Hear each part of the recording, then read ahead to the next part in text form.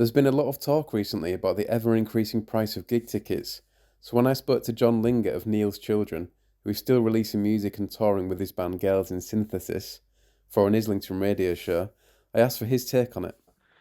No, no, no. We're on everything. We try and do it, because I know, as a consumer traveling to work every day, and I know it's just easier, isn't it, to listen to music on Spotify. So I don't see the point in trying to. I mean, do I think that they should do a better deal for artists? 100%. But is that, is it going to go anywhere anytime soon? Definitely not. So I think that you have to you have to be able to access for people, which is why Brandon's been putting all of the Neil's Children stuff up on the streaming platforms as well, because it's the way people consume music now, and whether or not you like it, um, that's just the way it is, really, isn't it? So yeah, I Yeah, like it. I think it's really, as I say, as a consumer, as a user, it's really amazing having all this music available to listen to online. It's just the money thing, but that's just the way the world is now, isn't it? You don't get fair pay for sort of being a musician anymore, essentially. no, it does seem like even like bands with a lot of attention or a lot of hype, as it were, like they still have to have Yeah. part-time jobs type thing. Yeah, well, I mean, we talk about it quite a lot because obviously well, Neil's Children, we were sort of on the tail end of, you know, the music industry still, working as a band, still being a viable job, but I mean, I think streaming and social media, and then obviously the death of the music press sort of changed everything. And yeah, I mean, bands are not selling records in the quantities that they were. Um, so record labels they don't have the money, whether or not they could actually put their hands in their pockets a bit, I don't know. But that's why you see so many bands on tour all the time now, I think, because that's the only way you can really earn money.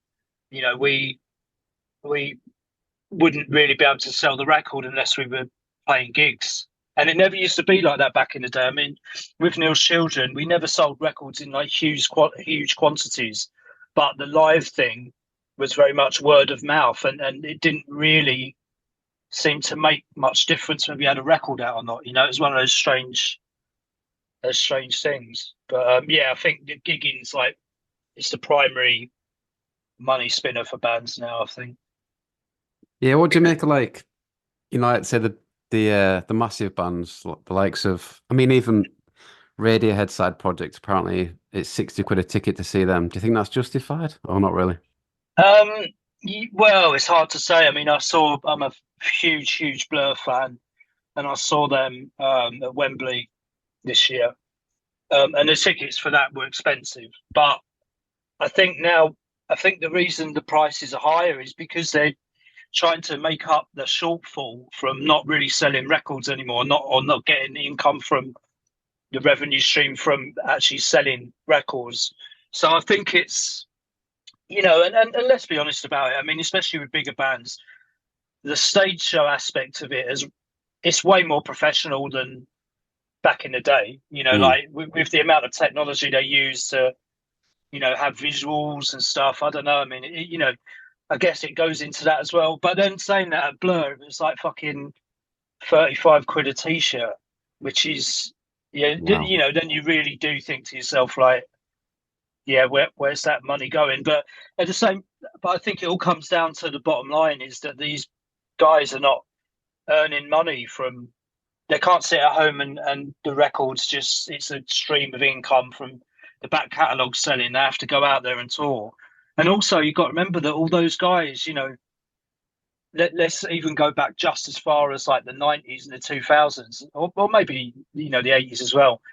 All their money that they earn from selling like, 200,000 records, it's all gone. It's Mm. all they've spent it. So essentially I guess they have to make the income from somewhere. And I think that's why people are touring for longer now. I mean, I think it's, Blur were amazing, and they're my favorite band, so they weren't a disappointment. But I can imagine if you go and see some bands, when you look at the Stones, I mean, you know, I'm not knocking them or anything, but you look at them and you do think maybe it might be time to sort of give it up because it all looks a bit silly to me. But maybe that's me just being ageist. You know, I don't know. If they're still enjoying it and the fans want to see it, then who knows? You know, it's down to the beauty is in the eye of the beholder, isn't it? No, I know what you mean, definitely, yeah.